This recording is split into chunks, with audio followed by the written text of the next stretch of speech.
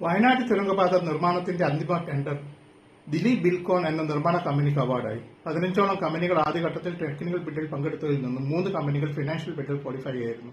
ഇതിൽ 1340 കോടിയുടെ ഏറ്റവും കുറഞ്ഞ റേറ്റ് കോട്ട് ചെയ്ത ബിൽകോൺ അവാർഡ് നേടുകയായിരുന്നു. അതേസമയം കോഴിക്കോട് ജില്ലയുടെ തുരങ്കമുഖത്ത് വരുന്ന ഫ്ളൈ ഓവറുകൾ, അണ്ടർപാസുകൾ, റൌണ്ട് അബൌട്ടുകൾ, ഇരുവഞ്ഞിപ്പുഴയ്ക്ക് ഒഴികെയുള്ള പാലങ്ങൾ എന്നിവയുടെ കരാർ 80 കോടി രൂപ കോട്ട് ചെയ്ത റോയൽ ഇൻഫ്രാ കൺസ്ട്രക്ഷൻ കമ്പനിക്ക് ലഭിച്ചു.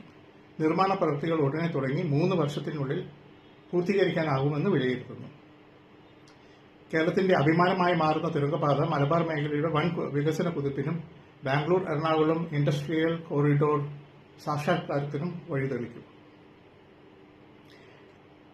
കഴിഞ്ഞ ദിവസം ഡൽഹിയിൽ നടന്ന തുരങ്കപാത നിർമ്മിക്കുന്നതിനുള്ള അന്താരാഷ്ട്ര ടണലിംഗ് കോൺഫറൻസ് ബഹുമാനപ്പെട്ട കേന്ദ്ര ഗതാഗത മന്ത്രി തുരങ്കപാതകളുടെ ആവശ്യകതയെപ്പറ്റിയും അവർ രാജ്യത്ത് കൊണ്ടുവരാനിരിക്കുന്ന വൻ സാമ്പത്തിക കുതിപ്പിനെ പറ്റിയും ദീർഘനേരത്തെ പ്രഭാഷണം നടത്തുകയുണ്ടായി. अभी यह लैंडस्लाइड लगातार हो रही 4 धाम पर. अभी आखिरी में वहां तो इन्वायरमेंटलिस्ट वगैरह भी है, सुप्रीम कोर्ट के जज भी मॉनिटरिंग कर रहे हैं. पर अब जब मैंने ये देखा तब मैंने कहा कि ये हर साल लैंडस्लाइड हो रही, लोग मर रहे हैं, तो क्यों ना हम ये करें कि भाई कुछ टनल ज्यादा बनाए, पर एक बार परमानेंट तो सोल्यूशन होगा. हम लोगों के जीवन से क्यों മണ്ണിടിച്ചിലുണ്ടാകുന്നിടത്തെല്ലാം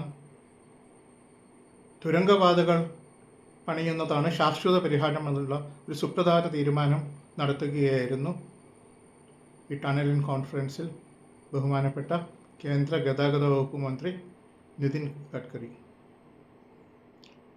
വളരെ ദീർഘവീക്ഷണത്തോടു കൂടി നടത്തിയ ഈ തീരുമാനം രാജ്യത്തിന് വൻ